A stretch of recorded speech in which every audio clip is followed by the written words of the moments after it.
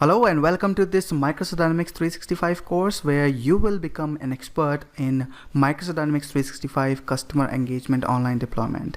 By the end of this course, you will be able to deploy Microsoft Dynamics 365 for your customers or for your business. So I'm really excited to have you here, and let me just quickly tell you what you're going to learn in this course.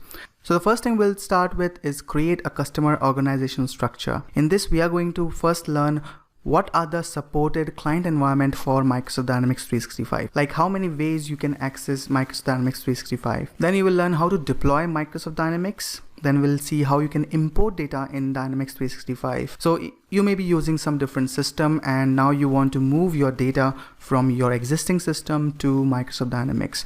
So there are different ways you can import data in Dynamics 365. So that's something we'll cover in this section.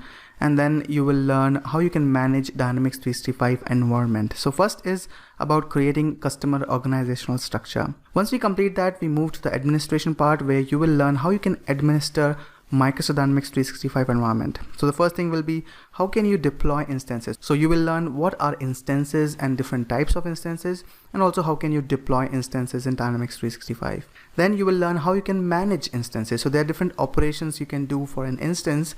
Then you will learn how can you manage update. So Microsoft releases Microsoft Dynamics 365 updates periodically, and we'll see how you can manage those. So that's all about administration. The next thing you will learn how you can integrate Dynamics 365 with other applications. So the first thing would be we'll be discussing about email exchange integration.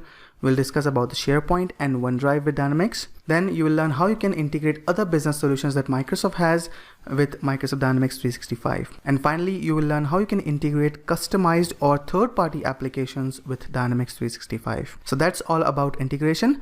And then in the last section, you will learn how you can manage Microsoft Outlook and mobile environments. So you will see how we can integrate Dynamics 365 with Outlook. So you can start using Dynamics 365 within Outlook, and what are the different features available. And also you will learn how you can manage and configure mobile apps for Dynamics 365. And finally, we'll do a review of what you have learned.